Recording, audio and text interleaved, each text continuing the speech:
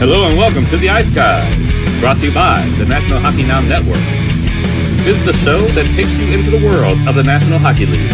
Every game, every day, from a betting perspective. With pro sports handicappers, Ian Cameron, Alex B. Smith, and various guests from the world of hockey and sports betting. And now, here's your host, Ian Cameron.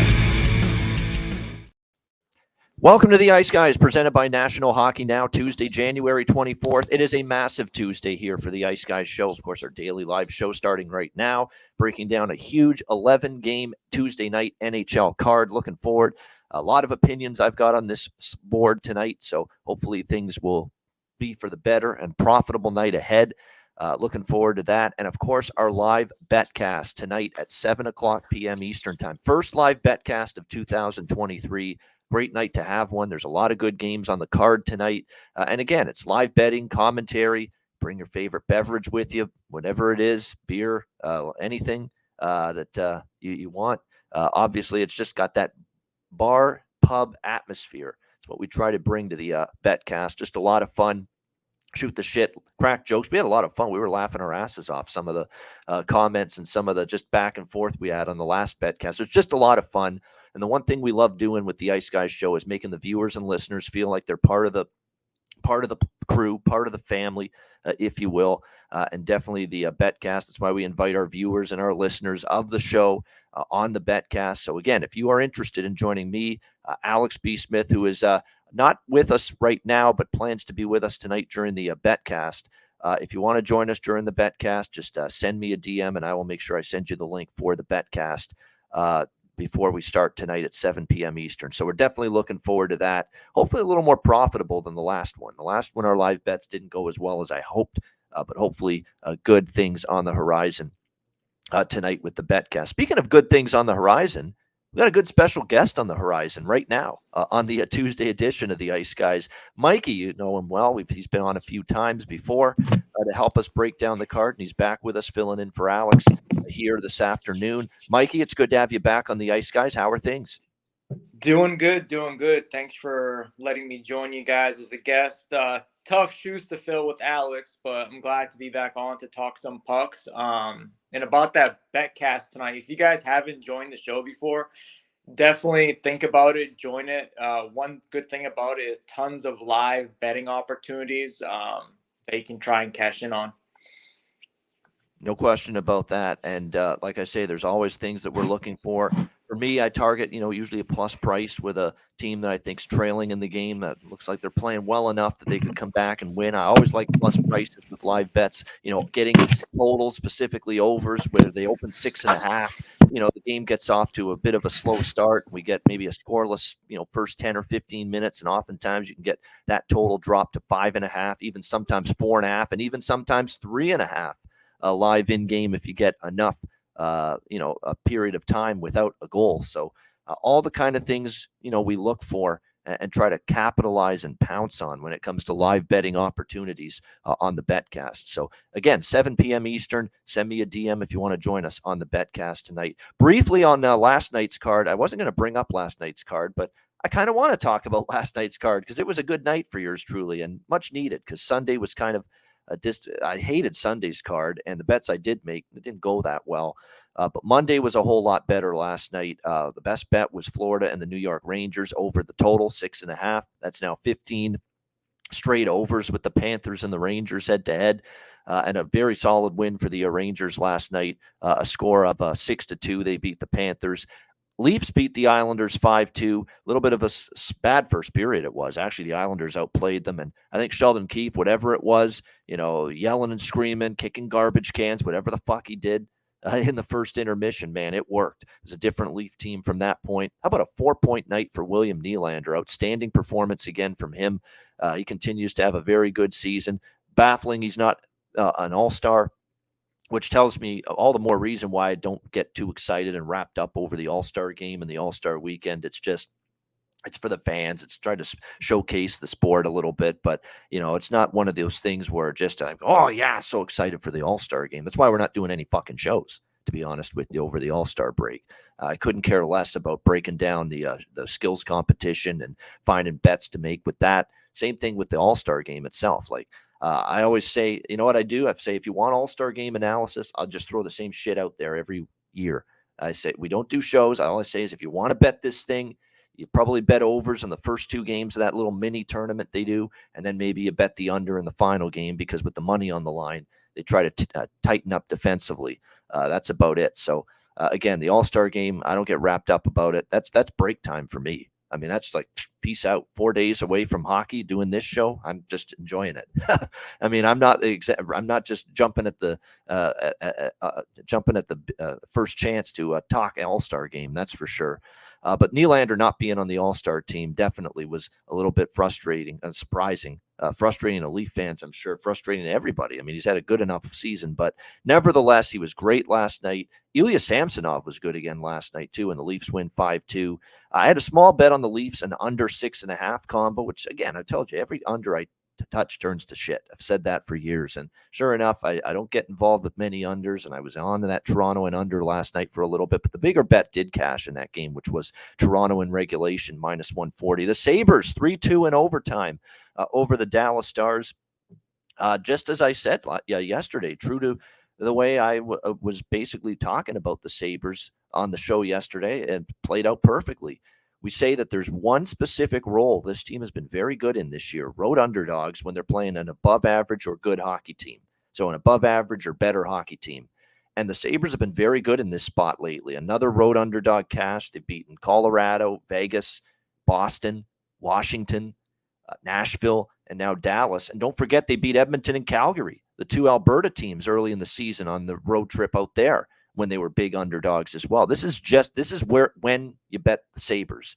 Road underdogs when they're playing, a pretty decent team. They seem to play well in these situations. At home, they're mediocre. Whether it's a good team or a bad team at home, they're mediocre with their results when they're at home. On the road against a lesser opponent, they're also very mediocre, the Sabres. That's when they tend to lose a little bit. But for some reason, on the road, they're a dog. They're not expected to win, and they step up. They punch above their weight class when they're playing teams like this on the road, and they did that again last night against the Dallas Stars.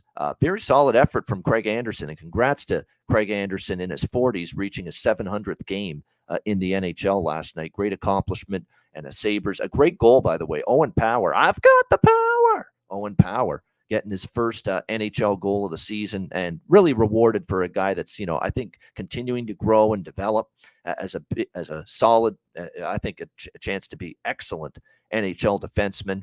I mean, if you're a Sabres fan, is his development going maybe as quickly as you'd like? Maybe not, but he's definitely making progress. He's definitely making strides in his game. There's no question. And it was nice to see him get rewarded on a beautiful feed, beautiful setup from Tage Thompson last night for the overtime game-winning goal, 3-2. And then the fourth game, Calgary with a 4-3 win against Columbus in overtime in the Johnny Gaudreau Bowl, his return to Calgary. Alex's best bet was the over in that game at cashes, and I like the over as well in that game. And the Johnny Gaudreau props, the goal scorer prop was the only one that didn't get it done. That is the only one that didn't come through at plus 275, but talked about it. He was going to be looking to shoot the puck a lot more than normal, and make an impact offensively at every chance. Gaudreau in his return to Calgary, and he certainly made good on that. 5 shots on goal for Gaudreau in the game last night, and he had 3 to put that shots on goal prop over the total of 2.5. He had 3 shots in the first period, including, of course, the penalty shot. What a way to start that game. Johnny Gaudreau getting a penalty shot very early.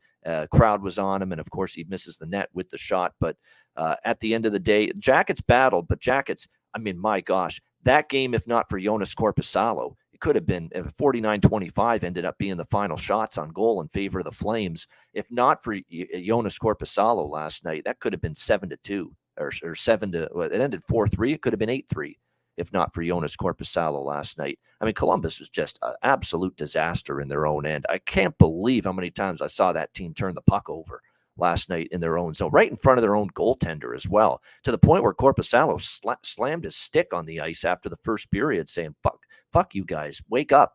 I mean, you got to start playing a little better and managing the puck better. You're giving it away right in front of me, for crying out loud. Happened a lot last night for Columbus. And again, the only reason they got a point out of that game was the play of their goaltender.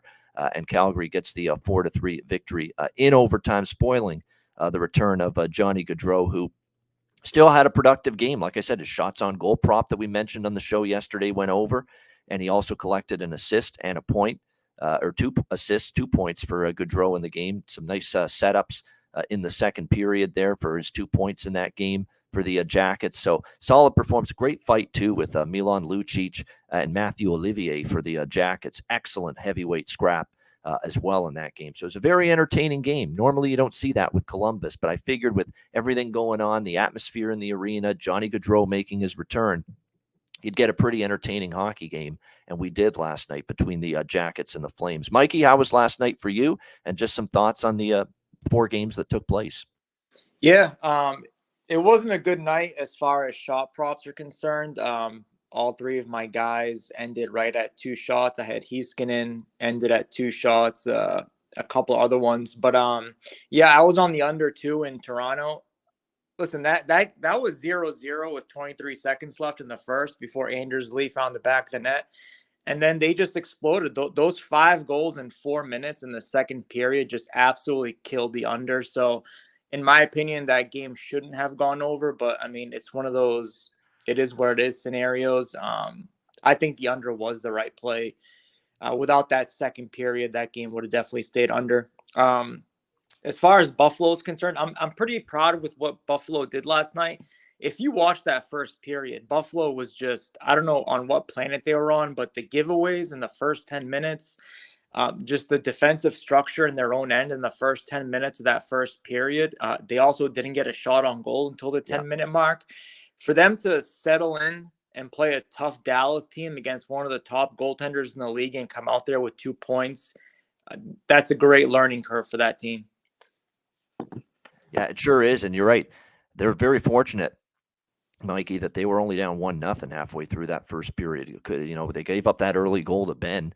And then after that, it was very, very dicey for them. It took them time to get into that game. And thankfully, that goal that they got in the first period, courtesy of Rasmus Dahlin, it just passed the halfway mark of the first period. That really got them, settled in. It settled them down quite a bit. And then they started to play a lot better the rest of the way. But that first 10 minutes, you're right. And not for Anderson, actually, it could have been, a 2-3-0 deficit for the Sabres. And they probably don't win that game, if Craig Anderson doesn't hold the fort early for Buffalo, but he did, and they end up getting the victory there in that one. All right, so let's go to tonight because we've got a huge card, and of course we are back for the BetCast at 7 p.m. Eastern. So let's get into tonight's action. We will start in T-Bay. We've got the Minnesota Wild and the Tampa Bay Lightning. Tampa Bay minus 165, home favorites, 6 the total here in this one. It is the Tampa Bay Lightning returning home off a disappointing end to their recent road trip out west in Canada. Of course, it started pretty well. They won the first 3 games of that trip in St. Louis, Seattle, and then in Vancouver. The first 3 games of that trip victorious, but Alberta did not treat them well. They lose 5-3 to the Edmonton Oilers and then a 6-3 loss to the Calgary Flames on Saturday. And if you watch that Lightning and Flames game, there was nothing fraudulent about that loss for Tampa Bay. They were dominated. They were outplayed by Calgary. They were the second best team on the ice that entire hockey game. It was a very impressive performance by Calgary and not a good one from the Tampa Bay Lightning's perspective. So they return home off 2 straight losses. Normally, this is not a spot I love backing teams, off a road trip back home for that first game. Usually a bet against situation, but I want to point out and take everyone back to earlier this month when, believe it or not, the Tampa Bay Lightning were in a very similar situation. They returned a road trip that started well, ended on a sour note with back-to-back losses at Minnesota, 5-1, who, by the way, they're playing tonight. So a little in-season revenge as well after losing 5-1 to Minnesota earlier this month. And then at Winnipeg, they lose 4-2 the very next game. Remember that game where John Cooper was livid at his team for the lack of discipline they had? They were in the penalty box the whole night.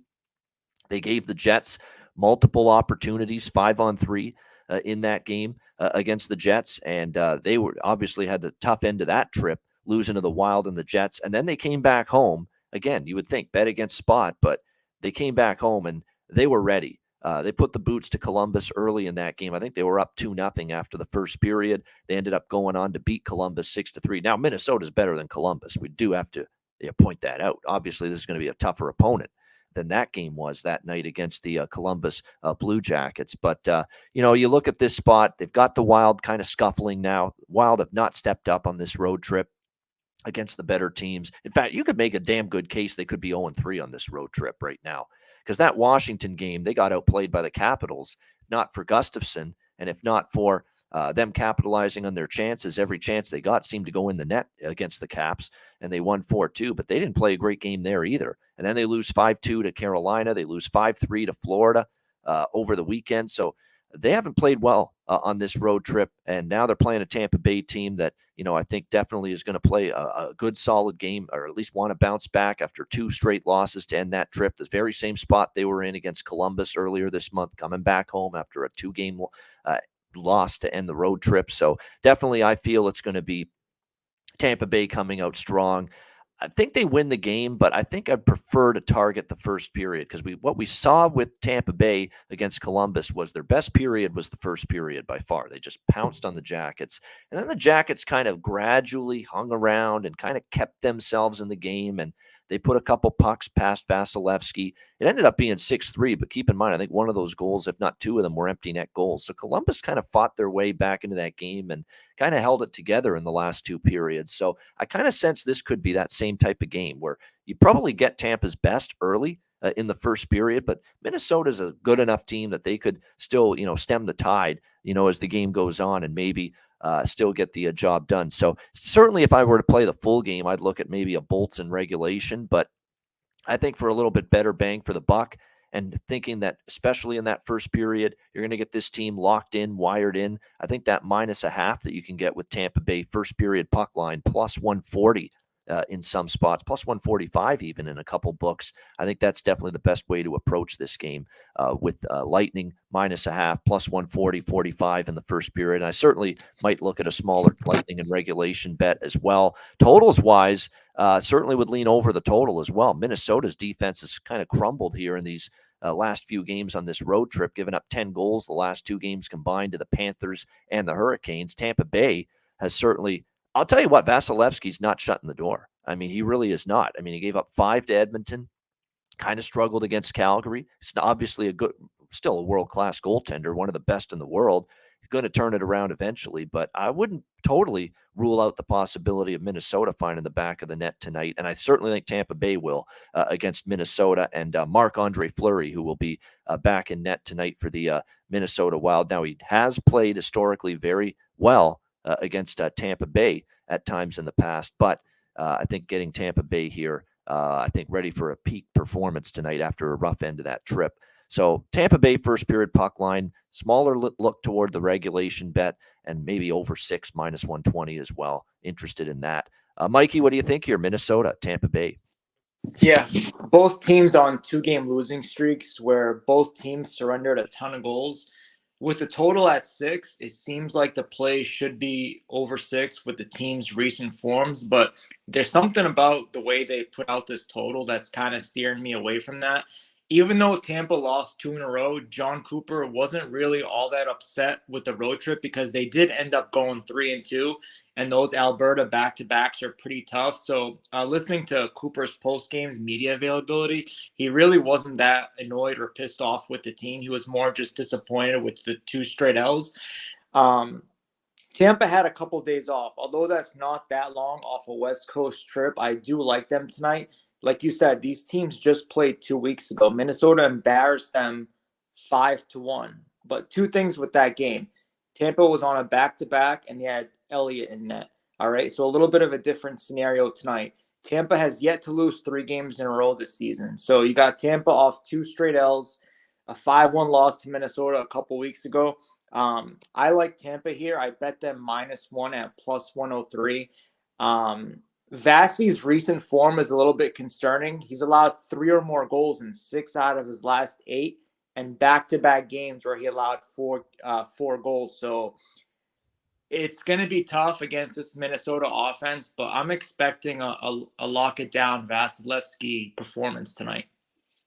All right, we'll see if you're right. That's gonna. I knew it was something like that. 3 goals or more, and 6 of his last 8. That tells you all you need to know. He's not been at his absolute best lately, but like I said, I think the team around him will play a pretty strong game tonight. Again, I don't think you're right. They're as livid as Cooper was. I don't think the team in general thought. I know after the Minnesota and the Winnipeg games, they were not at all happy with their own play. I think after the Edmonton and the Calgary losses at the end of this recent road trip, they're like, yeah, it's frustrating we lost, but we didn't play awful. We still played all right. But I don't buy that about the Calgary game, because I watched that Calgary game. That was, to me, Calgary was just much, much better. See, if I'm Tampa and I'm Cooper and I'm Stamkos and I'm Hedman and I'm Kucherov, Point, go on down the list, every player on that team, I am pissed about the way I played against Calgary, because I thought they were thoroughly the better team, the Flames, on Saturday afternoon. So we'll see if we get that kind of response here from the Lightning tonight as they return home against Minnesota. All right, we've got Florida and Pittsburgh. Pittsburgh minus 155 home favorites, 6.5 being the total in this one. The Penguins, again, they're back in that price range where, laying $1.55 with this team, I'm not comfortable doing that. I did take a chance with them against New Jersey Sunday afternoon, but they were an underdog. They were in a favorable spot, and they actually played a very solid road game. I don't think they gave the Devils much. They really kept the Devils at bay most of that game, but and it goes to overtime. The goaltending was pretty solid, both sides, Jari and Vanacek in that game. And unfortunately for Pittsburgh, a Marcus Pettersson mental fuck up and a huge blunder on his part with that too many men on the ice penalty in overtime gives the Devils an OT power play, and they cash in on it, courtesy of Dougie Hamilton getting the overtime winner. So, again, a very winnable game for Pittsburgh. They end up losing in overtime. I mean, now they're back home. They're laying a price that, again, just in terms of form and in terms of what they've had to deal with personnel-wise, I'm really not comfortable laying a price like this with Pittsburgh, even with the rest advantage. And knowing that Florida's coming in here on the second of back-to-back games on the road after losing 6-2 against the New York Rangers last night. Certainly Pittsburgh, again, has the schedule in their favor, but a team that is just not winning games easily, if at all, right now. I mean, the wins were Ottawa at home in a back-to-back after losing in Ottawa the previous game. And the other win was Anaheim, 4-3 in overtime by the skin of their teeth. They won that game as minus 340 favorites they were in that game. Every other game they lost was Winnipeg, Carolina, the first of the two against Ottawa, and, of course, Jersey. Yeah, and if you go back further, their other wins were Vancouver and Arizona. So it's just, who have they beaten of quality, of substance, this Penguins team? Nobody. And I think Florida, for all their flaws and all their faults and all their struggles defensively, which just continue, another 6-goal allowance. They're routinely given up, 4 goals to their opponent. But their offense, for the prior to last night, they did face Shesterkin. I thought Shesterkin and the Ranger D was pretty good. But prior to that, the offense was starting to percolate a little bit. They had gone 5 straight games scoring at least 4 goals. It's not like Pittsburgh's shutting anybody down of late. Now, Jari being back has helped. Jari, in fact, the last 2 games, he's played very well. So your one concern for Florida here is you got a goalie that's really, really played well 2 games returning. But still, I mean, overall, this is a team that has definitely picked things up offensively, and it's a Pittsburgh team in front of their goaltenders. They've still had issues in their own end defensively, and you're going to have issues when you have Jan Ruda out and Chris Letang still out, 2 key blue liners. And Jan Ruda is one of their better shutdown stay-at-home defensemen, so they miss him. Nobody will talk about it because Jan Ruda is looked at more as a depth defenseman, but he's just a roadblock defensively. He blocks a shit ton of shots. He's always in pretty decent position. He'll put someone on their keister when they're in front of the net to clear the traffic and make life easier on his goaltender. He'll do all those things for you. And now you don't have him on the ice if you're Pittsburgh due to injury. So that's not going to make your blue line any better. As far as the goaltending for Florida, obviously Lyon got the start again last night. Bobrovsky's been MIA. He's been unavailable due to a lower body injury. I wouldn't expect to see goalie Bob tonight, and I certainly wouldn't expect to see Alex Lyon on a back-to-back. So assume it'll be Spencer Knight making his return, because he was just recently called up from the AHL, and he was available to back up Alex Lyon last night against the Rangers. So you would assume Paul Maurice is going to give Spencer Knight the start, and he'll be able to make his return here tonight for the Panthers in this game. And look, Spencer Knight's got a lot to prove, quite honestly, because if you look at his track record before his recent stint away from the team, he had given up 4-3-4-7-3 goals in his last 5 starts dating back to December the 6th. So his recent form really wasn't good before his recent absence. So we'll see what we get from Knight here in this game, but certainly the lean is over the total, 6.5. I would certainly consider a bet in that direction. Florida's been a team I've been betting some overs with lately. Took over against the Minnesota Wild. Toronto, Florida was a game I bet over the total. The Montreal game I did not, and I probably should have. But, we've been, and of course, last night, my best bet on the show was Rangers Panthers over. So over 6.5 would be the way I'd play it. And sidewise, again, we have our bet cast tonight. Maybe we'll find something live at an advantageous price based on the flow of the game. What do you think here, Mikey? Panthers, Penguins? Yeah, like you said, from a side perspective, this is pretty difficult to figure out who's going to win this one. Florida played last night. In my opinion, that was a brutal game for Florida. In my opinion, they got embarrassed last night. Just can't find the back of the net. I understand they went against Igor, but you would think it'll be a bounce back form for Florida tonight against a divisional opponent. But Florida's brutal on back-to-backs, 1-4-1 this season on back-to-backs. And on a back-to-back off a loss, Florida's 1-3. So they've showed no life that they can bounce back in the second game off a loss. Also, how's Knight going to look? He's been off for 2 weeks. I understand he had a conditioning stint. But last we saw of Spencer Knight, he allowed 21 goals in his last 5 starts. 4 goals, 3 goals, 4 goals, 7 goals, 3 goals. And now his first test is on the road against Pittsburgh. I mean, that's a tough ask for the kid. Jari's looked a lot better since coming back from his little injury, but in his career against Florida, 3.09 goals against average.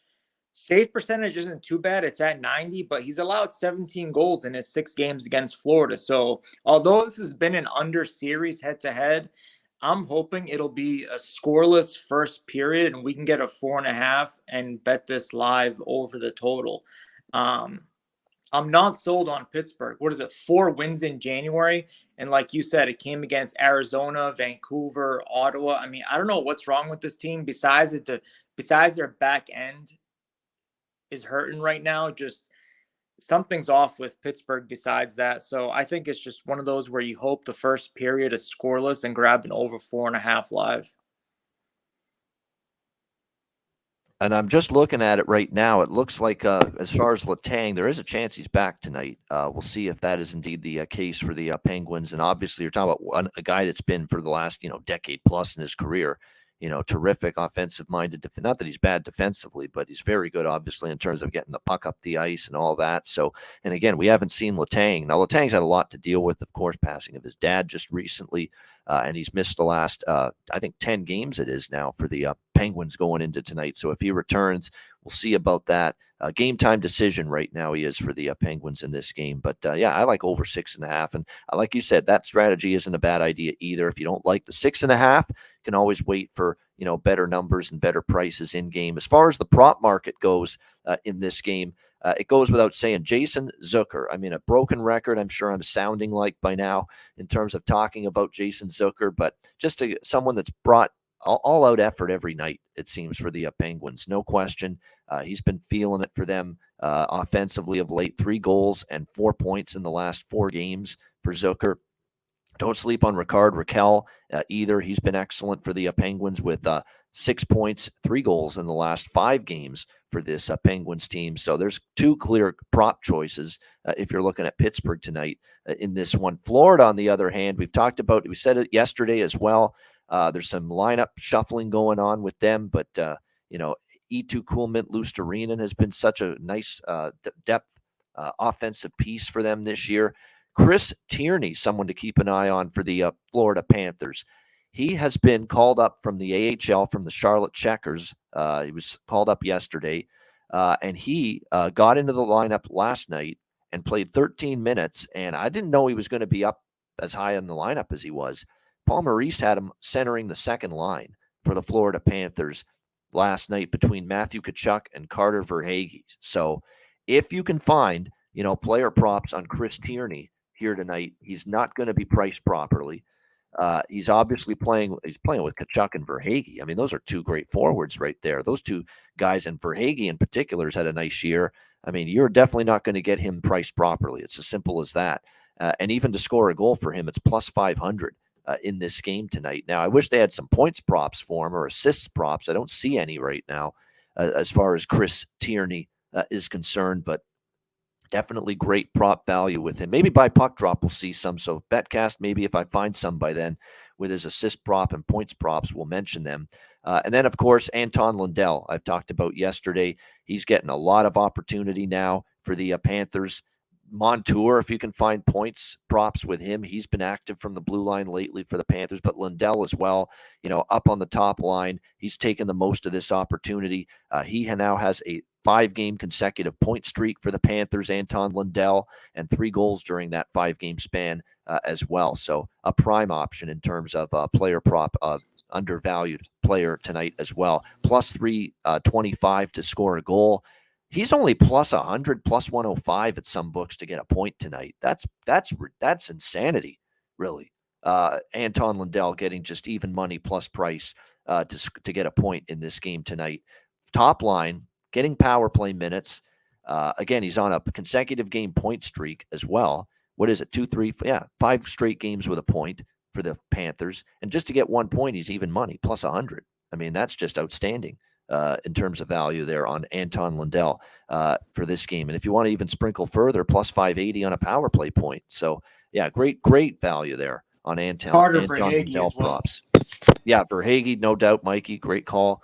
He's been good. Now, you don't get the value with him, but, I mean, you still, at the end of the day, if you cash a ticket, it's still worth it. And plus 200, plus 220 for him to score a goal, for him to get a point is only minus 120. That's pretty good. Like, this is a good prop game. There's players that are lined in terms of their goal prop and their point prop that shouldn't be where they are. Verhaeghe shouldn't just be minus 120. Anton Lundell should not be plus 100. Yeah. Yeah. Sorry to interrupt. 5 straight. Go ahead. 5 straight games for Hagee with a point. All right. Yep. 1, 2, 3, 6 points in his last 5 games. He's crushing his shot prop. Of course, last night he ended at 2. But before that, 4, 4, 6, 3, 4, crushing his shots, crushing the points. So Verhaeghe is a strong look too. No doubt. I mean, you're right. 5-game point streak for him, for Lundell. And again, Lundell plus 100 to get a point, and Verhaeghe not much more expensive. Minus 120, minus 125 to get a point. So yeah, definitely great options there for the Panthers in terms of the points prop, player props for that game tonight. No question. All right, as we continue along here, LA Kings, Philadelphia Flyers, LA minus 130, road favorite, 6 the total. It is a huge card, 11 games. And with the Betcast tonight, there are going to be a couple of games on this card where I'm saying pass pregame, and we'll reevaluate things when the game gets underway, and we'll see how it starts, and we'll look for some live opportunities. This is one of those games. I don't have anything, side or total, pregame. Philadelphia I'll say this about Philadelphia. Obviously, we know what the record is, 20 and 28. Obviously it's not been a great season. They're have a team with a losing record, as we all expected. But there's no doubt they have been, their effort level, their defensive effort, their work ethic, and just overall their performance level, especially lately, it's far exceeded any expectations anybody had of the Flyers coming into the season. And lately, they have been good after a bad game. They lost to Toronto. They shut out Buffalo next game after that. They got blanked by Boston 6-0. They beat Anaheim handily 5-2 after that. They have the disappointing 4-1 loss to Chicago. They bounce back and they beat Detroit in their next game. They've been a nice bounce back team lately. Now they're playing a better team, right? LA is a better team right now than the Philadelphia Flyers. But there's no question that, Philly's a tough out. And we already saw Philly win earlier this season in LA, 4-2, back on New Year's Eve. So, and Philly's won 3 of the last 4, and each of the last 2 when hosting the Kings here in Philadelphia. So Philly's been a tough team for this Kings team. So that's why I'm out of this game. I think LA, I was leaning LA initially. I probably still am, but I'm telling you, Philly's been tough on them, and Philly's been good after a bad game lately. What do you think here, Mikey? Any thoughts? Kings, Flyers? Yeah, I'm like you. I don't have anything from a total or side perspective. I'll be quick on this one. This is the last Flyers home game before the All-Star break, so I haven't backed Philly too much this season, but if I were to bet them, it's certainly off a loss. So in typical Torch fashion, he wasn't happy after the Jets game, and he ended his post-game interview pretty early. Since Philly got embarrassed in the first period against Winnipeg, I believe 3 quick goals for Winnipeg. I think we're going to see a much more focused Philly team here, at least in the opening frame. So if I were to tackle this, it'll be first period Philly money line at even money. All right, lean toward Philadelphia here for Mikey in this one between the Kings and the Flyers. Phoenix Copley and Carter Hart, by the way, are the goaltenders confirmed here for this game tonight. There are some injuries mounting for LA a little bit. They've been without Trevor Moore and Arthur Kaliev for a while. Grunstrom's on IR. Gabe Velarde doesn't look like he's going to play tonight. So keep that in mind. This is a little bit of a banged up team right now, the Kings, especially up front. They've had to make a lot of lineups, combination adjustments.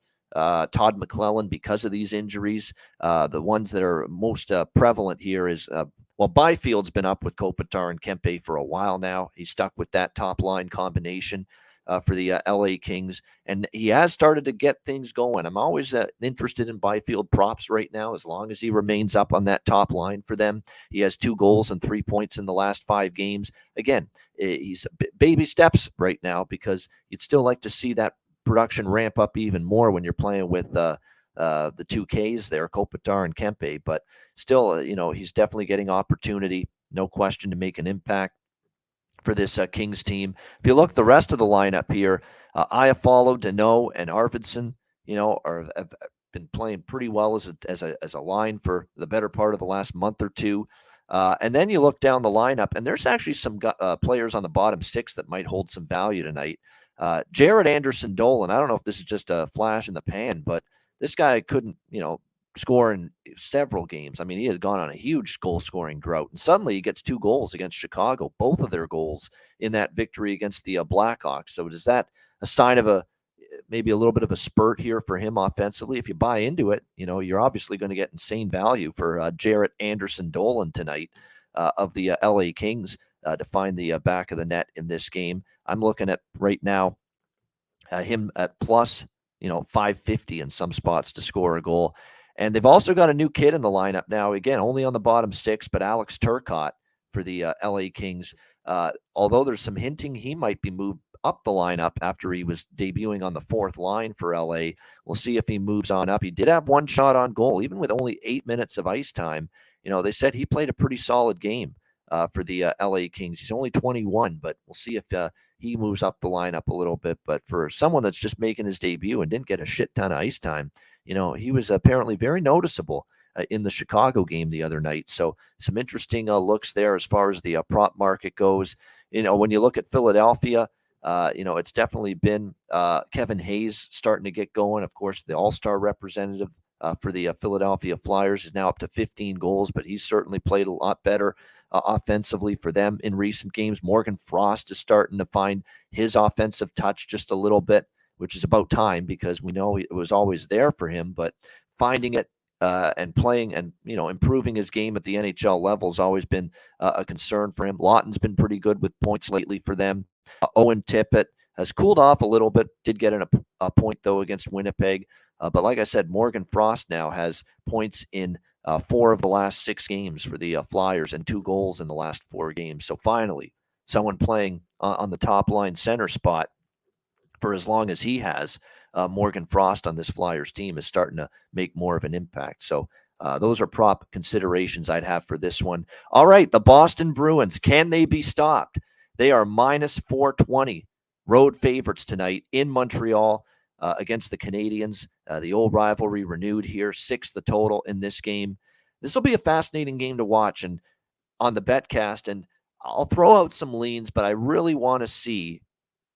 This is a perfect betcast game because The one thing I know about Montreal is if you give this team an opponent and a reason to be excited and fired up and say, yeah, we want to play well, we want to win tonight, they can be a dangerous team, Montreal. And we clearly saw that on Saturday night. They got up for Toronto. Toronto's like a Stanley Cup. There's not going to be many Stanley Cup type of games for Montreal this year when you're one of the worst teams in the NHL and you're going to be in the draft lottery hoping to win the Connor Bedard sweepstakes. But there are going to be some nights where Montreal is like, you know what? We want this one. We want this game. We want to win this one badly. And Saturday was one of those nights against Toronto. You know, the rivals come in and Montreal played a hell of a game. And in fact, in the last two periods, I thought they were better than Toronto, and they ended up, of course, winning in overtime. Boston's the type of team that might get that kind of effort and intensity out of Montreal tonight. But the problem is trusting Boston to play down to their competition, which they've not done very often. You know, there's one instance where they legitimately got caught, you know, in a tough spot, and they didn't play well. They looked flat. They looked like they just had nothing going, and it was that Seattle game that they lost 3-0 after the road trip in California. It was a good bet against Spot, but it was also a Seattle team that was absolutely rolling on that road trip. So it was not all that Boston was in a tricky spot. It was that, hey, they ran into a very good hockey team that's been road warriors all year. But every other example of, okay, Boston maybe sleepwalking or maybe not interested in this game and this opponent, they've not shown it. They beat down Philly 6-0. We thought that could be a flat spot after beating Toronto in the game before that. It wasn't. They put the boots to the Flyers. You know, they have the big win against the Rangers last week, play San Jose Sunday night thinking, oh, it's the Sharks, the lowly Sharks. Maybe they're asleep at the wheel. Nope, 4-0. They shut out the Sharks in that game. So they have not shown many examples of playing down to the competition here, Boston, which makes it tricky in this game. But at the same time, I mean, minus 420 is an exorbitant price. It is. I mean, it's a massive price that you've got to lay with Boston. They have beaten Montreal 7 straight games. There's no question, but this wouldn't be a spot for me to get too interested in Boston. And if you look at the next 3 games, Tampa, Florida, Carolina, their next 3 games on this road trip, those are all bigger games, bigger opponents. Not so much Montreal should be because of the historical factor and the rivalry, but I don't know if Boston's going to view it that way.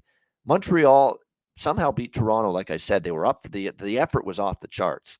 But I am concerned that there's all these injuries for Montreal, and Slavkovsky and Monahan and Gooley and Gallagher and Evans and Drouin and Byron and Armia, and now Caulfield, of course, is out for the season. And they've had to go with Sam I.M., Montembeault all these games in a row because Jake Allen's banged up. You know, that's why for this game, my leans right now, believe it or not, are maybe a Montreal plus 1.5 if you want to be a little bit more safe, plus 130, you know, because I could see that Boston being an opponent that fires up this young, spirited Canadiens team, just like Toronto did the other night. But at the same time, they're also coming off that Toronto game, and maybe they have difficulty ramping up that level a second straight game. That's why I want to watch this game play out in the first, 5-10 minutes. Let's see what Montreal looks like. Let's see if they've still got that same, energy level and that same intensity they brought against Toronto Saturday night. If they do, if they look like they're going toe-to-toe with Boston, they're getting chances, they're making Boston work in the defensive zone, then I might get interested in a live bet on Montreal, just like my leans right now are toward at least the plus 1.5 on Montreal. But if I see Boston just doing Boston things and just asserting their dominance, asserting like they usually do that they're the better team, then I might pump the brakes and say, you know what, let's put that idea to rest, put that idea to bed, to look toward the Canadiens. It's a great live betting game, in my opinion, and a great night to have a game like this on our betcast tonight. What do you think here, Mikey? Boston, Montreal. Yeah, I wish Montreal was healthy because there's no better rivalry to watch in sports than the Bruins and the Canadiens. I mean, this is a series that Boston has just been dominating lately. 8 of last 10, Boston's handled them.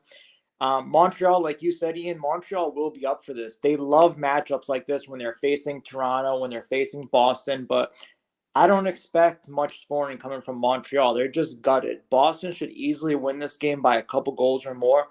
I don't see Boston taking it easy either because, like you just said, they have a tough stretch coming up in the next 7 days. At Tampa, at Florida, at Carolina, which ends their January schedule, and then to begin February at Toronto. So very tough stretch coming up.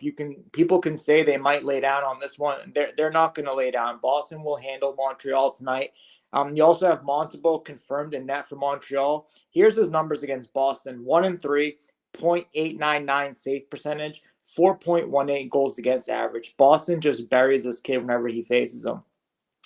But Boston is unbackable at these prices. So I did do a parlay with this. It's Boston money line along with another team that we'll talk about later that will bring this price down to -110.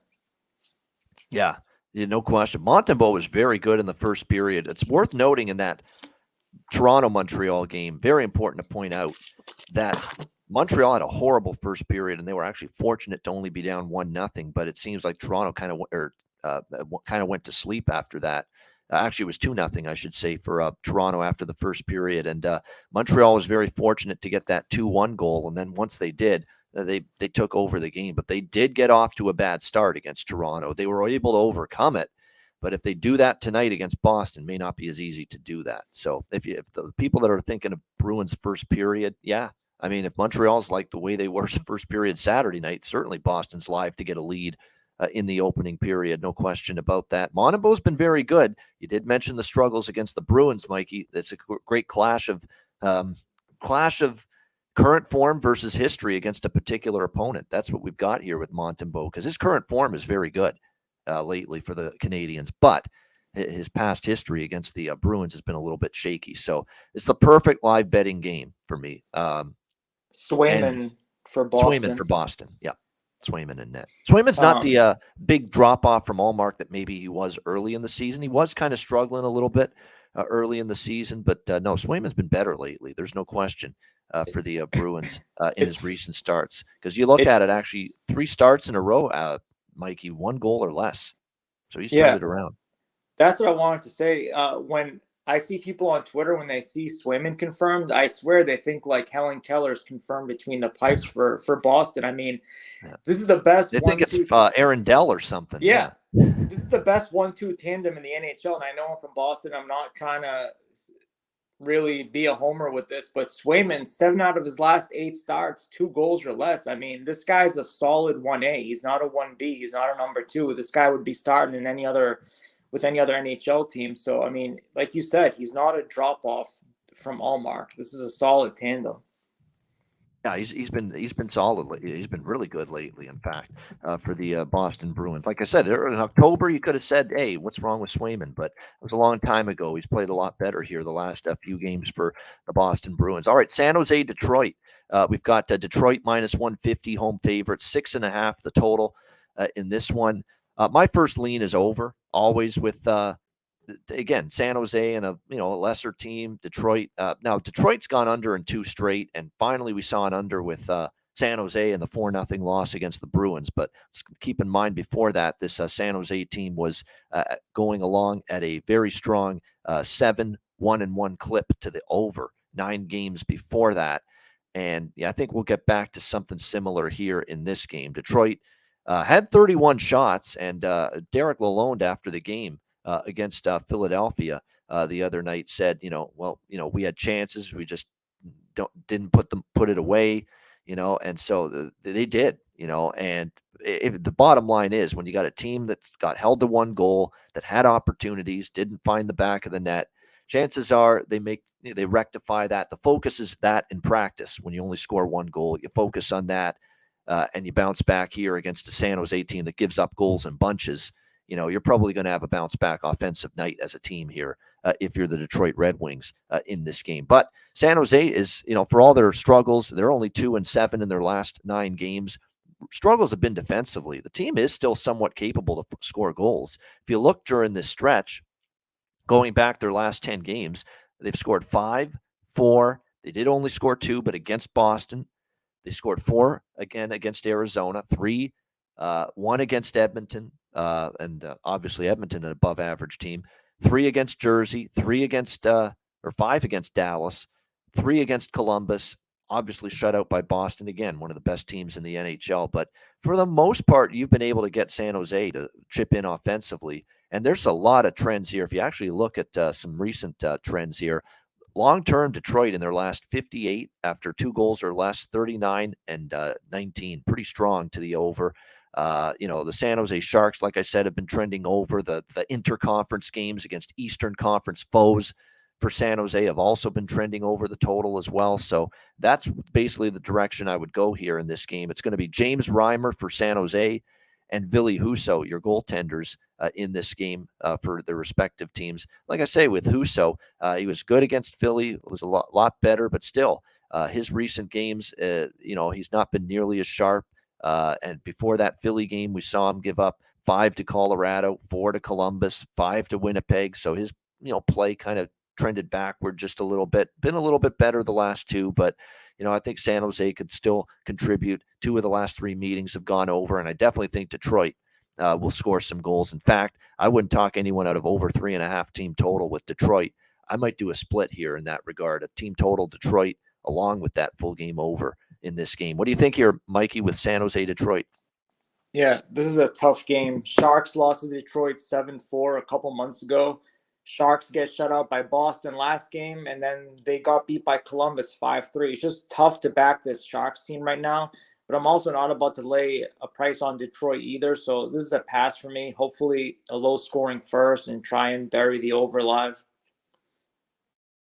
Definitely. It's one of those games, too. If you don't like the 6.5, and you could always wait, get a 5.5 or better in-game, and we've got a live bet cast tonight at 7 p.m. Eastern time to be able to try and do that. No question. This could be one of those games where if you don't like that pregame total, you can always wait and look to see if you find a better number during the game itself.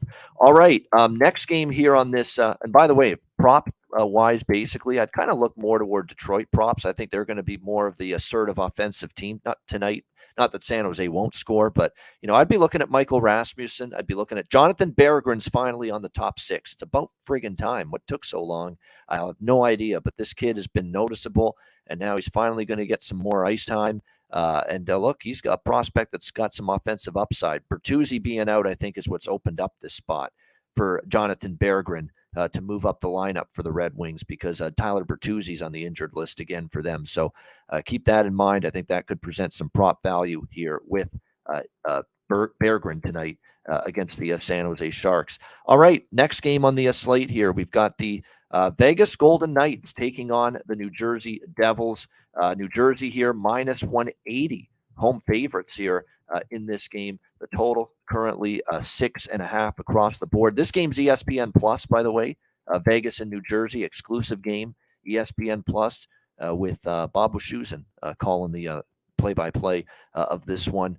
It should be an interesting game. It's one of the better games on the card, actually, and one of the more intriguing games because, you can't make heads or tails of Vegas right now. How do you go from, pummeling Washington 6-2? Now, granted, Ovechkin did not play.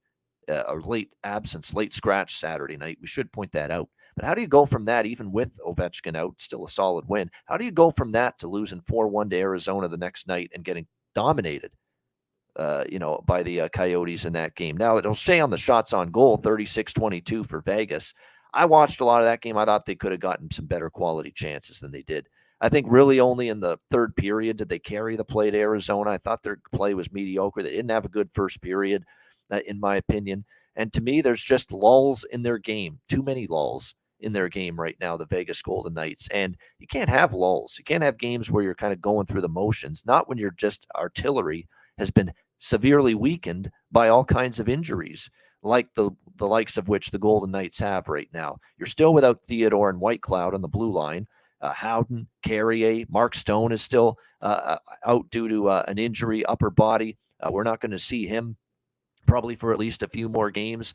So, you've got to overcome all of this. You can't have, passive efforts.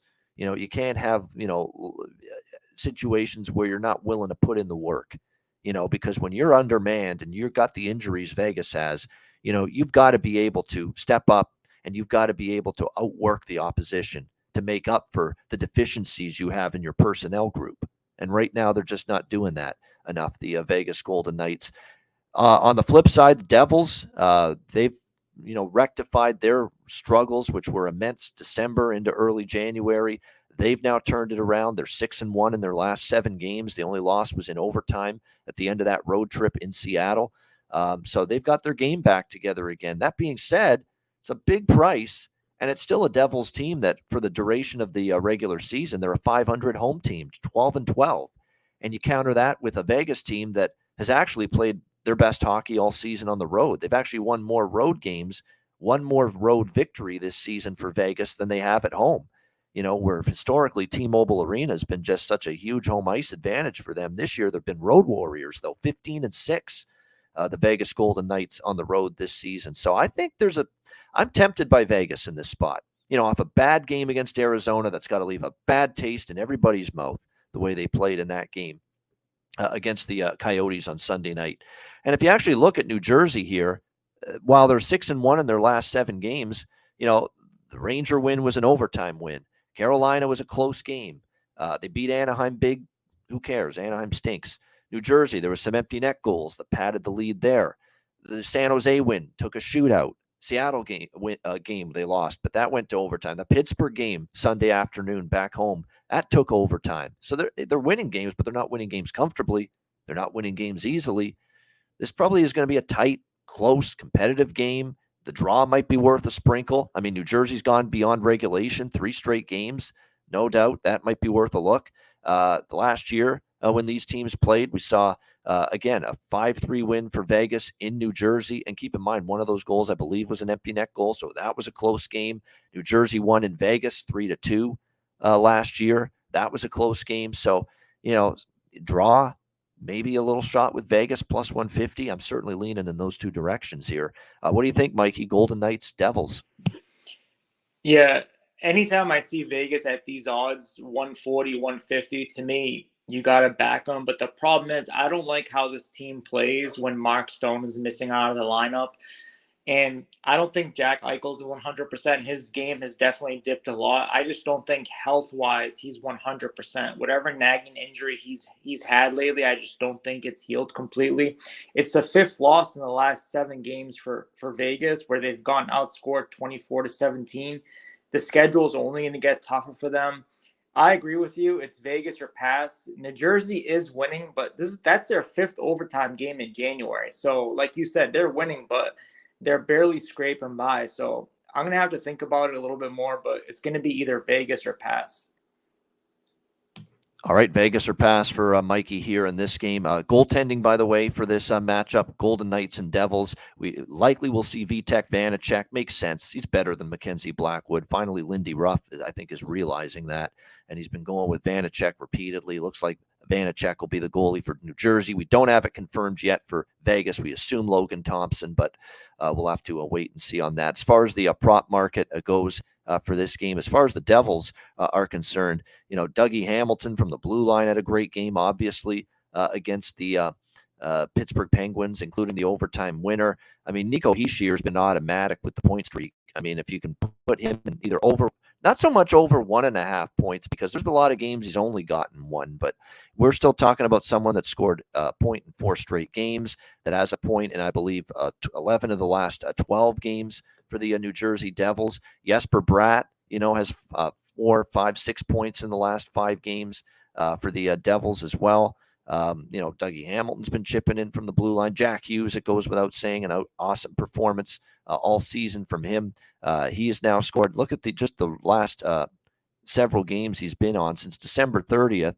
He's collected a point in all but 1 game, and during that span, he's got 2, 4, 6, 8, 9, 10, 11, 12 goals. So, 30 goals now in the season, 28 assists, 58 points for him. So, very interesting to see if he can keep that going. Hischier, yeah, that is a good point. Hischier, in terms of his health, you're right. He's been battling, I think a little minor injury, but he hasn't missed time because of it, which is the good news if you're the Devils. As far as the Vegas Golden Knights are concerned, Jack Eichel's got to, stop talking about how he's not playing well and do something about it, especially now with Mark Stone out. They need him. They can't have him in a stretch like he's been in, where 5 games now he's gotten just 1 point. He's got to be much, much more dominant than that. And it just hasn't seen it from him. We just haven't seen it from him lately. I think there's value on a few Golden Knights. I mean, say what you will about Phil Kessel, but he's getting more ice time now with Stone out, and he made the most of it. He scored against Arizona the other night. Nick Waugh I think is definitely someone that's a little undervalued right now. He had a goal and 2 assists against Washington, 3 points. Paul Cotter is another one. He had 2 goals against Washington. So if Eichel's not going to get it done, those are some players you could look at. Our old friend Michael Amadio, who, we were just having a great time of it, betting his props for a period of time. He finally cooled off for a stretch there, but he did produce over the weekend for the Vegas Golden Knights as well. I mean, he's still playing on the top line with right now with Stevenson and Eichel, and we saw Amadio get a goal against Washington. So that kind of broke him out of a little bit of a slump offensively. So and again, still getting those top line minutes right now for the Vegas Golden Knights. He might be worth a look as well. All right, great stuff. That is the first half of this Tuesday card. Mikey and I will be back with the last half of this Tuesday NHL card. Hit the like button if you're watching on YouTube, and we'll be right back after we hear from Gramco. All right, whether you or your team's game is on the field, screen, racetrack, or the ice, Gramco is for the game. Grown by farmers who spent years developing premium hemp genetics, Gramco provides customers with consistent quality Delta 8 products ready for any occasion.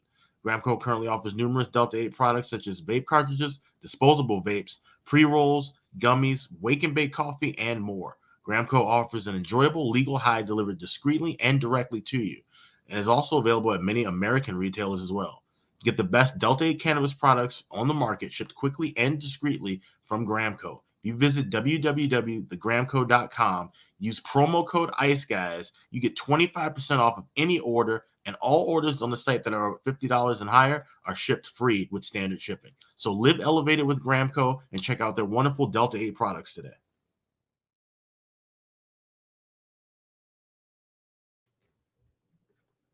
All right, we are back here on the Ice Guys, and again, we are halfway through this Tuesday NHL card. And a reminder, our Ice Guys live betcast tonight at 7 o'clock p.m. Eastern Time. We are definitely excited about that, our first betcast of the new year, 2023. If you want to appear on the betcast with us and join us, make sure you send a DM to me, and I will absolutely send you the link for the betcast before things get underway at 7 p.m. Eastern tonight. All right, Buffalo Sabres back in action, back-to-back for the Sabres after a big overtime win last night against the Dallas Stars. They head to St. Louis to take on the Blues. We've got St. Louis minus 130, home favorites, 6.5 the total in this one. I ain't betting against Buffalo in this game. That much I know. Okay, so just a priorium, Buffalo or pass. Take the price with Buffalo or pass. Don't love the spot for Buffalo. Back-to-back on the road. Gutsy, gutted out overtime win last night for the Sabres in that game. But the angle that I talked about yesterday on this show, and I mentioned it after they beat Dallas last night as well on Twitter, is very much in play here. Buffalo on the road, playing an average or above average or better team. And I think the Blues constitute that. They've had their struggles, but they're not a horrible team. They're an average to or a better team. Buffalo's consistently stepped up and won these games on the road against these kind of teams, repeatedly. And the road dog rule has been excellent for them. And so good that, I'm not rushing to step in front of Buffalo here as road dogs tonight. Now, it is a rest advantage for the St. Louis Blues. Buffalo's entering in here after being in Dallas last night. St. Louis is rested 2 full days off. They last played Saturday night against Chicago in a disheartening 5-3 loss to the Blackhawks in that game, where Jackson Stauber, the son of Rob Stauber, of course, was a journeyman NHL goalie decades ago. His son Jackson got his first NHL victory in goal for the Blackhawks that night against St. Louis. So the Blues, I think, are going to want to bounce back from that. It was not a good performance. Although that being said, it was just one of those games where Binnington didn't have his best game. He gives up the Blues give up 5 goals on just 18 shots to the Blackhawks in that game. Binnington gets the hook after giving up 4 goals, and Thomas Greiss ends up finishing that game for the Blues. So you do have St. Louis off a bad loss, rest advantage. There's things to like about this spot for St. Louis. No question about that. Probably is a better spot for St. Louis, but Buffalo's repeatedly been getting it done in this role, road underdogs against, like I say, average or better hockey teams. It's just a constant for them how good they've been in this situation. If you go back and look, the Dallas game last night, Nashville, go on and down the list. There's just so many examples of it. Colorado, Vegas, Nashville, Washington, Boston, Dallas last night, the Alberta teams early in the season. I mean, they have been against better teams on the road. It's been amazing how well they've done. If only they could have that kind of schedule for 82 games, you'd get more wins and less mediocrity and less inconsistency out of the Buffalo Sabres. So, we'll see how this one goes. But again, we talked about how in terms of the goal prop markets here, Dahlin continues to, we got to start considering, I do at least, taking more advantage of Dahlin because he's just been, a point-producing machine. He can score goals from the blue line. Haven't cashed in as much on that as I would have liked. I've mentioned Dylan Cousins worth a look lately. He was held off the score sheet last night. Doesn't mean that's going to happen tonight necessarily, but definitely I think I've Buffalo or pass. I do think the over, you got to bet it based on series history. 6 straight overs with these two teams, Blues and Sabres. 6 straight games have gone over the total. Goaltending tonight, it looks like it's going to be Ukko-Pekka Luukkonen, or at least I would assume it's going to be UPL here for the Sabres on the second night of a back-to-back. And for the St. Louis Blues, will they give Jordan Binnington the opportunity to get back in net and bounce back from the bad outing he had? The answer is yes. He has been confirmed as the starting goaltender tonight for the St. Louis Blues in this game. So I definitely am on the over. And right now, Buffalo or pass from a side perspective. Probably will get involved in that in some form. What do you think here, Mikey? Buffalo, St. Louis? Yeah, it's been a long homestand for St. Louis. I believe this is their 7th straight home game, but they'll be going out on the road for the next week before the All-Star break. I locked in Buffalo yesterday at plus 140. I tried getting a little bit cute because I thought maybe Dallas would take care of Buffalo, and then Buffalo would come back the next day and get that W. I'm not as comfortable with Buffalo tonight after yesterday's win, also because Buffalo is 1-6-1 in the second game off a back-to-back. So they have not been good in the second game of a back-to-back. St. Louis also getting reinforcements back. Krug is back in the lineup. Tarasenko's back in the lineup tonight. So this is going to be a tough one for Buffalo, but I did lock in the plus 140 on Buffalo yesterday. And this is the second play for my 2-team parlay. So I got Boston money line and the over 5.5 in this game at minus 110.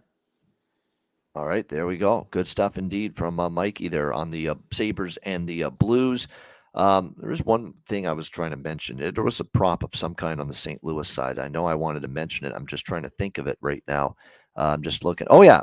In terms of the Blues props tonight in this game, Thomas, absolutely. He's centering that top line. And like I said, Tarasenko looks like he's going to play here. Torrey Krug as well. So huge returns to the lineup. O'Reilly and Buchnevich still out, but they're at least going to get some key pieces back. But Robert Thomas, 4 points in the last 3 games for the Blues, has been making the most of his opportunities lately for sure. All right. Next up, we've got Winnipeg and Nashville. Winnipeg minus 120 road favorites. The total in this game, it opened 6. Those 6s are gone pretty much now. We're seeing 5.5 now as the total here with the Jets and the Predators. It could end up being one hell of a goaltending matchup if it is indeed Connor Hellebuck and UC Saros in net, which is what we are expecting here in this game between these two teams. That being said, it hasn't always played out as a defensive battle between these two teams. 3 of the last 4 meetings have gone over, although the previous meeting earlier this season was Saros versus Hellebuck, and it was 2-1 Winnipeg in overtime. That game took place back on December the 15th. I understand why they're betting it under. I do. I mean, Winnipeg's been kind of an under team lately. Nashville, they've actually gone over Nashville 4 of the last 6. But after a couple of games that have gone over, I don't think they love their defensive effort against St. Louis. It was better, and they did score a rare 5 spot against LA. I don't know if that's going to continue here tonight, facing Hellebuck and the Jets. And Rick Bowness was saying in that Philly-Winnipeg game, didn't love the idea that they had a 3-0 lead and they coughed it up, kind of fell asleep a little bit defensively with the decent lead. So, definitely keep that in mind. So maybe they want to bring a better defensive effort. This is not a game I'm going to bet pre-game. This will be a betcast game for me. I'm going to see how it starts. Let's see how the flow of the play goes. Who's going to be the team controlling the play, having the better of it early in the game, and then we'll make some decisions from there. You got Winnipeg that have started off this road trip losing the first 2 games, and then they won the next 2 against Ottawa and Philly, and then they're back home against Buffalo Thursday night following tonight's game. So this is the end of that road trip after 2 wins in a row. That's not exactly the kind of spot where I say, yeah, let's bet a team in this situation. So very, very much neutral on the side. I think the under for the total, but again, now that it's 5.5, you know how I feel about under 5.5s. And even though under 5.5s can cash and can win, clearly it's possible. But I never love when I'm looking at a game under when the total is only 5.5. But it does feel like, we did see 2-1 last month with these 2 teams. And if it is Saros and Hellebuck, the goalies, as we expect, then it could be a little bit of a low-scoring goalie battle between these 2 that have been, very good lately for their respective teams. What do you think here in this one, Mikey? Winnipeg, Nashville. Yeah, I'm on Winnipeg at -115. This is a pretty important division battle for both clubs. If you look at how these teams perform against the division, we got 2 teams in opposite directions. Winnipeg is 12-3 against the Central Division. Nashville is 4-6-3. If you look at the head-to-head matchup, Winnipeg is 7-2-1 in their last 10. I watch a lot of Winnipeg games and Preds games. This is going to be a close battle. It's going to be one of those 3-2, maybe an empty netter, 4-2 type games. But I like Winnipeg here at -115. All right, Mikey, liking Winnipeg here around -115, -120, depending on which book you look at. But Jets here as a short road favorite. I agree. I think Winnipeg is the better team. Is it a great spot for them? I don't think it's the best, but yeah, I mean, they are the better. I definitely like them more than Nashville. There's no question, and the record bears that out. And keep in mind, too, with Nashville, the home dominance, that we saw, years ago in Nashville is not necessarily the case anymore. Only 12-10, at home this year, barely above 500. This Predators team. We'll see if they can get the job done on home ice tonight against the Jets. All right. By the way, prop wise, I do want to throw one out there for Winnipeg. I mean, right now, Perfetti on the second line continues to be undervalued. Dubois over shots on goal. Someone in our chat mentioning that. I wouldn't say no to that. I mean, he's been going over his shots on goal prop like crazy lately. Nashville on their side, Cody Glass. I keep saying him on the first line with Duchesne and Forsberg, undervalued. And even some of those other centers, Parsonen and Novak, even though they've dropped down the lineup a little bit, they've been chipping in a little bit for the Predators as well in recent games. Don't sleep on Cole Smith either. First career goal against LA, back-to-back games with a point. So Cole Smith has been noticeable for the Predators. All right, we've got 3 games left. Anaheim, Arizona next up. Arizona -135, home favorites, 6.5 being the total in this one. Coyotes with the huge win against Vegas on Sunday night at home, 4-1, bouncing back and playing a better hockey game there. And Karel Vejmelka also back in goal and played a very solid game in net for the Coyotes in that victory over Vegas. We'll see if they can keep it rolling here against the Anaheim Ducks. Anaheim, of course, we know how much of a disappointing season it's been for them throughout the course of the year. They continue this lengthy road trip. They've already gone through, obviously, Pittsburgh, Philly, Columbus, Buffalo, first 4 games of this trip. They lost the first 2. They did beat Columbus, and then they lost to Buffalo 6-3 on Saturday night. We'll see if they can bounce back here. Arizona, overall still their home record is a decent 9-9, 500 home record, and a lot more of the wins have been lately at home. This is just another game where if I was to bet anything here, again, with Anaheim, you can't bet anything but over with them. I mean, 8 straight overs for the Anaheim Ducks in their last 8 games. Arizona's kind of been going the other way, though. They've been trending under the total. So it's kind of one of those, you want to bet over with Anaheim, but is Arizona going to cooperate? Arizona with Vejmelka back probably gives them a better chance to keep the puck out of their net. So if Arizona, gets the lead, sometimes they do sort of, park the bus, try to protect the lead rather than going for more. We have seen that before with this team. So this is probably one where, yes, I have an eye on the over, but I might wait till the bet cast tonight and maybe see if I can find a better number with this. But certainly when I see this Anaheim team and them on a track record here of 8 straight overs, I ain't looking at anything except over 6.5 here in this game. Might even be better to zone in on Arizona's team total in this game 3.5. We did see them finally hit 4 goals against Vegas in their last game after being shut out by the Dallas Stars in the game before that, and the Washington Capitals. They were on back-to-back shutouts, Arizona, shutout losses before beating Vegas. So, again, we're seeing Anaheim give up 6 to Buffalo, 5 to Philly, 4 to Pittsburgh, 6 to Jersey, 6 to Edmonton, 7 to Boston, 4 to San Jose. You get my point. I mean, a lot of games they've given up at least 4. So the Coyote team total over might be the better look here in this one, 3.5. What do you think here in this one, Mikey? Ducks and Coyotes. Yeah, this is reminding me of the Detroit game. I have nothing on this one. Like you said, if we get a live opportunity with the over, I'll consider that. It's kind of tricky back in this over 6.5. I want to see who's in net for Anaheim. I guess it doesn't really matter whether it's Gibson or the other guy. Both haven't been great, but this is tough. It's an easy stay away game for me. Definitely either going to be Gibson or Stolars. We'll see who it's going to end up being for the Ducks. Projected right now to be Gibson, but again, no confirmation as of yet for goaltending on either side, although I'm pretty damn sure we're going to see Vejmelka again after he returned and was victorious against Vegas on Sunday night. All right, we got 2 games left. Next up, it is Washington and Colorado. Definitely one of the more intriguing games of this Tuesday night slate. We've got the Avalanche minus 125, actually to minus 130 in some spots as well as home favorites. The total in this game, Capitals and Avalanche currently sitting at 6, shaded to the under. Alex Ovechkin, game time decision, I guess, would be the big headline here for this game. We'll see if he suits up for the Capitals. It's going to be kind of a wait-and-see approach from Peter Laviolette. Of course, he was a last-minute absence, of course, against Vegas over the weekend. We'll see if he's able to return here against Colorado. This is a really, really tricky handicap for this game because I don't know if I want to go against Colorado. They've got their game going again ever since the team meeting. They're undefeated, 5-0, since they held that closed-door team meeting following the loss against Chicago at the end of that road trip, which concluded 12 days ago. And since then, they return home. They pummel both Ottawa and Detroit by a combined score of 13-3. And then they go on the road for that 3-game trip, Calgary, Vancouver, and Seattle, and they win all 3 of those games. So, the Avalanche are definitely starting to realize that, hey, we got to crank up our sense of urgency here. We're on the outside looking in for the Stanley Cup playoffs if the season were to end today.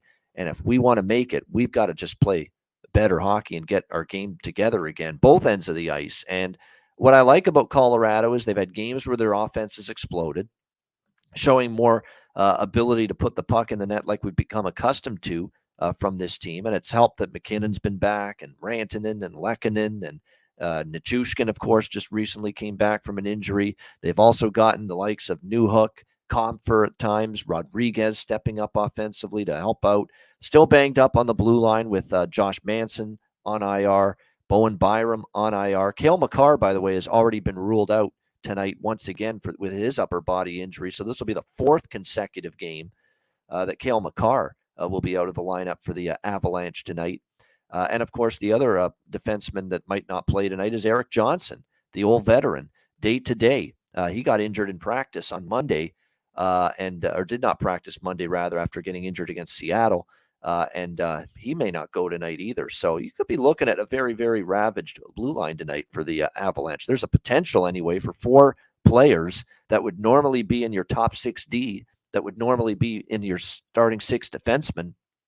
There's a possibility 4 of them are out tonight for the Avalanche. So that could be a little bit of a concern here for Colorado. Off that road trip's a little tricky. I think Washington could be live in this spot especially if Ovechkin plays, because obviously we saw they did not have the right response against Vegas without number 8 in the lineup. They lost 6-2. But there's a lot of money coming in on Washington. I think it's a combo. Perfect road trip. Come back home, lay an egg. We saw Seattle even do that. Remember Seattle against Tampa Bay? They had a great road trip. They came back home. They lost. I think there's people thinking that could happen to Colorado here. So it's definitely not a Colorado spot. I'm with them 100% there. It's not a Colorado spot. And Washington, but by the way, in Colorado, they've actually played extremely well here. They've won 4 of the last 5 meetings here in Denver. So if you actually look at it, and they're 6-1 actually in their last 7 visits to Denver to take on the Avalanche. So the Capitals have done well here over the years. And Washington to me are nothing as of right now. And I've been on Colorado a bunch during this little run they've put together. But Caps are definitely in the better spot. They were getting a really good price.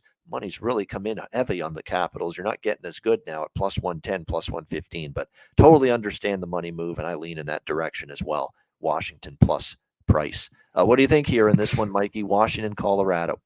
Yeah, money has definitely come in on Washington. One thing with Washington and Peter Laviolette teams is it's rare you're going to get 2 or 3 bad games in a row. If you look at Washington's schedule since October, it's a rarity to see them lose more than 2 in a row. I know they've only lost 6-2 against Vegas the other night, but one concern is Washington has been missing key players in and out of their lineup all season, whether it be Oshie or whatnot. But now you're missing Oshie. He's on a personal leave. You might be missing Ovechkin. That's 2 heavy hitters out of the lineup. I can deal with a no Oshie, but a no Oshie and a no Ovechkin, tough hill to climb. So like you said, it all depends on if Alex Ovechkin is playing. The way the money's come in on Washington, I think Ovi's playing tonight because it's gone down 15, 20, 25 cents in the last couple hours. So you also have Darcy Kemper coming back to Colorado for the first time. He didn't fare well against Washington earlier this year, got shut out 4-0. So we'll see how Kemper performs first time back in Colorado. But like you said, it's not a Colorado spot. This is a tough one. I need to see if Ovi's in the lineup, and if he is, it might be a play on Washington. All right, yeah, I think Ovi will play. I just get that sense. But yeah, Oshie is away from the team for personal reasons, as you mentioned. Birth of his child, his wife giving birth, so that's the reason. He's away from the squad. He won't be in today. He's already been ruled out, Oshie. Although we did mention that, remember last year especially, without Oshie, they weren't good at all, Washington. They had a terrible record without TJ Oshie. This year when he's been out, they've been better without him. They haven't been as bad when TJ Oshie's missed time. But certainly if it is Oshie and if, as Craig Laughlin would say, if they're both out of the lineup for the Capitals tonight in this game, OV and Oshie, Joe B, I think going to be trouble here to get that puck moving up the ice and get that big power play going in this game, Joe B. I love doing that Craig Laughlin impression. The long-time, of course, television analyst of the Washington Capitals. But, no doubt, if they have both Ovechkin and Ovi out of the lineup here for Washington, will hurt. But I think Ovechkin's going to end up playing when it's all said and done going into this game tonight against the Avalanche. All right. Final game, and believe it or not, this is a shit show with these two teams because they both suck this year. Yet this is a sick in the head to say it, but this is actually a very intriguing hockey game tonight based on the circumstances. The Chicago Blackhawks taking on the Vancouver Canucks. The Canucks head coaching debut of Rick Tocchet, who leaves the TNT studio and ends up going to take over a gig that I wouldn't envy him, but here he is in Vancouver and now making his debut at behind the bench as head coach of the Vancouver Canucks. We've got Vancouver minus 230, home favorites, 6.5 being the total in this game. I don't care what the situation is. There's no way I'm laying minus 230 with Vancouver. No way. It's just not happening. There's no way I'm interested in doing that shit. No way at all. This is not the same situation, in my opinion, that you would normally see for a struggling team that just made a coaching change and they bring in the new head coach. And oftentimes it's a bet on situation. It's a bet on angle. First game with the new head coach. They're fired up. They play their asses off. They play a great game and they win. And you bet on them. Period. Case closed. This is not that same thing. Bruce Boudreau was beloved. He got absolutely railroaded by this franchise in a despicable act of cruelty and lack of compassion and concern for what they put this guy through. And the players definitely felt horrible for Bruce, awful about it. And if you read anything about Vancouver, who, by the way, are playing terrible hockey, let's point that out as well. Not only, minus 230 favorites in this game, but you're laying a price of that magnitude with a team that's got a grand total of 1 win in their last 8 games, 1-7 in their last 8 games, and they haven't won a single game yet on this homestand, albeit Tampa, Colorado, and Edmonton's a pretty tough trifecta. But nevertheless, I mean, you're going to still lay minus 230. And if you read anything coming out of the Vancouver beat writers and the reporters and about the scenes in the Canucks dressing room following the game against Edmonton, which ended up being Bruce Boudreau's final game as head coach of Vancouver behind the bench, it was a emotional scene. They were apparently the players were overcome with emotion. It's almost like someone died, honestly. Apparently the mood in the dressing room after the Edmonton game, because this notion that they quit on Boudreau is ridiculous. Sometimes that's the case. That's not the case here. They love Bruce Boudreau. They love him as a coach. They love him as a person. The way he treated them, he was always honest with them. Whenever he had something to say and he was going to, move someone down the lineup or whatever, he was a great communicator in that regard. There were descriptions of the scenes in the dressing room after the Edmonton game where Bruce is saying his goodbye to the team and the players, where players are weeping, crying, breaking down emotionally. One quote was sobbing uncontrollably about one of the premier players on this Canucks team. They didn't mention who it was in the article, but they mentioned sobbing uncontrollably. That was the scene after Bruce was saying his goodbyes there on Saturday night. So you've got a team that's crestfallen, heartbroken, gut-wrenched. They've gone through, I think, a lot of emotions too. Maybe not so much as Bruce, who actually, it was obviously his situation, not the players, but players felt for him, felt bad for him, and it's not a matter of they quit on Bruce Boudreau. They just suck. They're not good. They're a bad hockey team. So it's not that they're losing because they want the coach out of there. They're losing because they're a bad hockey team. They're a poorly constructed roster. They're a poorly constructed hockey team. It's been butchered for years now, this Canucks team, in terms of how it's been put together. Prime evidence of that is signing Oliver Ekman-Larsson, Lawson Tossum, as Don Cherry calls him, to that ridiculous contract, way past his best days, and he has just been a disaster for Vancouver. The whole blue line, has struggled this year in their own end. When Luke Schen's been your best defenseman at times, you got issues. But this was a team that didn't quit on the coach, or they didn't want the coach to get axed. And it's not like, oh, we're sucking and we're losing games because we want the coach out of here. We've tuned out the coach. We're not listening to his messages anymore. That's bullshit. That's horse shit. That's a crock of bull. That's a load of BS. That didn't happen. That's not the way it was. It's just they suck. All right. They wanted to win for Bruce. They tried hard for Bruce. They just sucked. They couldn't overcome the bad hockey. That's why the losses mounted, not because of anything to do with the coach, in my opinion, at all. So this is a team that's actually, I think, it's usually you would say new coach coming in, everybody's fired up. I don't know. I think there's a little bit of an emotional hangover possibly for Vancouver tonight after everything that they just went through involving Bruce Boudreau. And, maybe it's going to take time to warm up to Rick Tocchet. They don't know how this is going to go necessarily. So just out of principle, I have to take a shot with the Chicago Blackhawks at this price. And not to mention a Chicago team that's 6-2 in their last 8 games. They finally had the win streak snapped, the modest win streak snapped against LA on Sunday night in a 2-1 home loss to the Kings. But they didn't play terribly. They were right in the hockey game. To me, this is just a price you can't lay with Vancouver, with everything going on. They're playing awful. They're losing games left and right, and you just don't know how they're gonna come out in this game. I don't know that. Anyone saying that they know how Vancouver's going to respond tonight, they're lying. They don't have any clue. I don't know any more about how this team is going to come out and play tonight than Jim Rutherford and the bunch of Donies in the management group.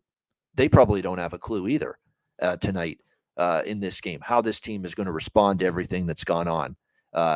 This is just one of those games you absolutely want to look and wait and see. Watch the opening period, watch the first 10 minutes and see how things go for the Vancouver Canucks. But this is not one of those surefire, slam dunk, let's do the old bet on the team after the coach gets fired angle and the new guy takes over, because they're going to bring it and they're going to win and they're going to dominate.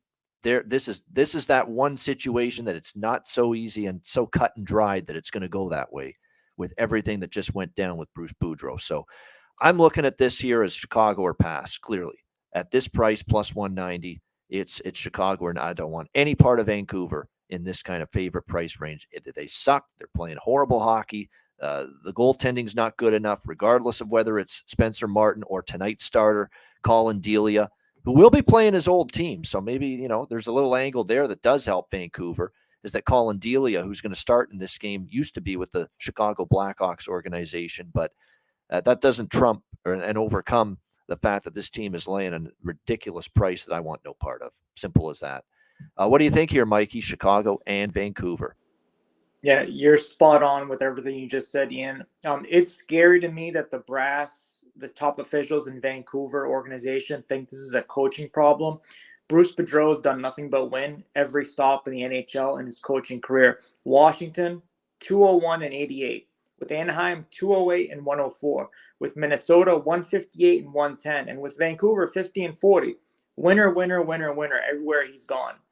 So for Vancouver to think this is a coaching problem, it's scary that these people are in charge of making these high-end decisions. Now Vancouver's paying 3 separate coaches over $7 million a year. It's just absolutely ridiculous. I kind of disagree with you on a side perspective. I do agree Washington is, Vancouver, you can't lay this price with Vancouver, but this was a calculated decision to let Bruce Boudreau go 2 days ago, because this has been in the works since Christmas time, in my opinion. Look at the January schedule for Vancouver. It was the Islanders, the Avalanche, the Jets, Penguins, Lightning, Panthers, Hurricanes, Lightning, Avalanche, Oilers. I mean, murderers row for Vancouver in January. Now they're going to get the Blackhawks, a good Kraken team, followed by the Blue Jackets. Listen, Tockett's a no-nonsense guy, not a lot of smiles, not a lot of joking around. I get that team is not happy that Bruce Boudreau left, but Tockett's a no-nonsense guy. So as bad as Vancouver has looked, I'm backing them in the first period, -0.5 at +130, and I'm taking them in regulation at -138. I do think they get the W tonight. All right, there you go. Mikey thinking that, hey, they will show up. Again, to me, it's a big fat question mark. I have no clue how this team is going to come out tonight. None. Zero. I have no idea. That's why it makes it a fascinating watch tonight here in this first period, how this team is going to respond, because they've been through the emotional grinder, if you will, the last several games. And plus, they obviously haven't played well. Now, as far as the total goes, look, I've been riding Vancouver overs. Everybody knows that. And they've been so good in terms of profiting with these overs. But Rick Tockett's coming in here. And if anyone knows Rick Tocchet, back when he coached Tampa Bay, remember, he coached Tampa Bay as head coach there before Cooper took over. Remember, that was his first gig. And then, of course, Arizona for many years after that. He's a defense-first player. That's what he's looking for. He's going to look to try to tighten this ship defensively a little bit. And look, they need it desperately. I don't think they have the personnel to play strong team defense anyway, but damn, he's going to try to at least instill a system that's going to make it more possible for this team to be a halfway decent defensive hockey team. Now, it's going to obviously take time, but for that reason, I think that's where his focus is going to be. And that, from what I've read, that's where his focus has been here in these first couple days that he's been running practice for the Vancouver Canucks since the hiring. So for that reason, I'm off the total tonight. I want to, again, they might see a little bit more of a tight, conservative defensive approach. We'll have to wait and see. But again, they just don't have the personnel to be a good defensive team. But doesn't mean for at least a game or two with the new coach that, he'll harp on defense and being better in your own end. And maybe they'll try to play that way, at least initially. So be careful with the total here. As much as I've been on these Vancouver overs, I'm pumping the brakes on it a little bit here tonight with their game against Chicago. All right, there you go. That's the Tuesday card. Great analysis. We thank Mikey, of course, for joining us here as our guest, filling in for Alex B. Smith. A reminder, we've got the Betcast, 7 p.m. Eastern tonight. DM me if you want to join us on the Betcast, and we'll make sure we send you the link so you can join us on the stream at some point tonight. And when I say send the link, there's still people that think if I send you the link, you've got to be on for the entire Betcast. Of course you don't. You just join us for whenever you want. You could join us at the beginning. You could join us at 8 p.m., 9 p.m., middle of the Betcast, middle of the evening. And you only need to stay for, hell, you could stay for 5 minutes if you want. You could just come on, say hi, and love the show, and leave us some nice comments like someone did in one of the recent Betcasts we had. You don't have to stay for long. It's whatever you want. It's however long you want. That's the way it is. It's an open door policy. Come and go as you please. Every betcast. So that's the way it works. And so if you're interested, send a DM, and if you want to join us on the betcast, and I will make sure to get it to you before we start at 7 p.m. Eastern time tonight. All right, Mikey and I will be back to give you guys our best bets, and we'll do that in just a second, right after we hear from Manscaped. Support for the Ice Guys is brought to you by Manscaped, our good friends at Manscaped, who are the best in men's below-the-waist grooming. Their products are precision-engineered tools for your family jewels. Manscaped's Performance Package, the ultimate men's hygiene bundle. Join over 7 million men worldwide who trust Manscaped with this exclusive offer for you, courtesy of the Ice Guys.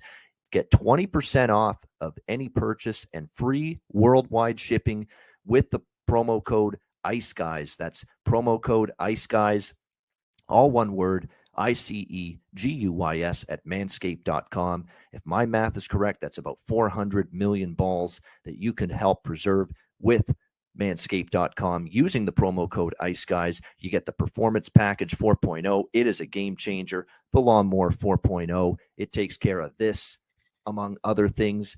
It'll keep you trim as can be.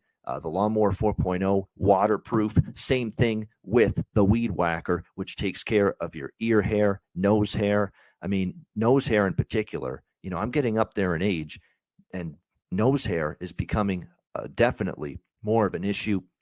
This will take care of it. It feels like someone's tickling the inside of your nostrils sometimes. It pisses the hell out of me. It bothers me. I need to take care of that shit. This will take care of it for you. The Weed Whacker. Make part of the package that you get with your Manscaped purchase, and the Manscaped Performance Package 4.0. You also get the ball toner. You also get the ball deodorant, keep you smelling good and looking good and feeling good down in the nether regions. This package is really going to make you feel good and look good and look better, slim, trim. That's what it's all about, and manscaped.com can help you out with that. So make sure you take advantage of this. Manscaped.com. Get 20% off and free shipping with the promo code ICEGUYS at manscaped.com. That's 20% off with free shipping at manscaped.com, and use the promo code ICEGUYS. Unlock your confidence and always use the right tools for the job with Manscaped.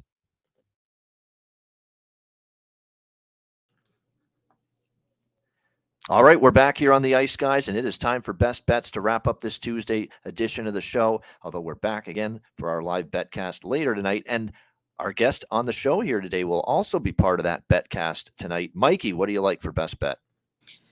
Best bet, I'm going with Boston moneyline plus the over 5.5 in the Buffalo-St. Louis game at -110. All right, there you go. So that is a cross-game parlay, if you will.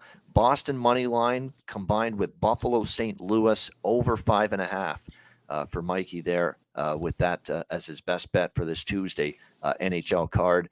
My best bet for this Tuesday slate, we cashed in last night with Panthers and Rangers over the total.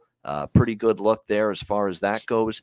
This game tonight, best bet, I'm going to go to that Minnesota-Tampa Bay game. I'm going to go with that first period puck line on the Lightning. -0.5, great price. Plus 140 or so with the Lightning, -0.5, plus 140. I think it's a great price, great situation. Off 2 losses to end that road trip in Alberta. The very same situation we saw for Tampa Bay when they returned home from their last road trip, where they lost at Minnesota, the team they're playing tonight, and Winnipeg to end that trip. Came back home against Columbus, and they weren't screwing around in the first period. In the first 20 minutes, they were dialed in. They were ready to go. Lightning, -0.5, plus 140, first period puck line tonight against the Wild. That'll be my best bet for this Tuesday NHL card. And that'll wrap up this edition of the Ice Guys. Thanks to everyone in the chat for joining us. And a reminder, hit the like button as well. And a reminder, the betcast, 7 p.m. Eastern tonight. Send a DM if you want to join us for it. And patreon.com/IceGuys, $10 a month. Make sure you sign up and subscribe. Power ratings, totals charts, goalie charts, daily Ice Guys show betting card, and more. Lots of bonus content coming after the end of the football season as well. So make sure you sign up, become a Patreon Ice Guys member, patreon.com/Ice Guys, just $10 a month. A reminder, the Ice Guys is live 7 days a week, Monday to Friday, 2 p.m. Eastern, Saturday and Sunday, noon Eastern. If you can't watch the show live, download the Ice Guys podcast in audio form on all major podcast platforms, Google Podcasts, Apple Podcasts, Spotify, Stitcher, iHeartRadio, Amazon Music, and more. Download the Ice Guys podcast when you can't watch the show live. For Mikey, who will be with us on the Betcast tonight, we hope all of you are with us as well tonight, 7 p.m. Eastern for the live Betcast. I'm Ian Cameron. Have a great Tuesday. We'll see you tonight, 7 p.m. Eastern for the Ice Guys live Betcast right here, presented by National Hockey Now.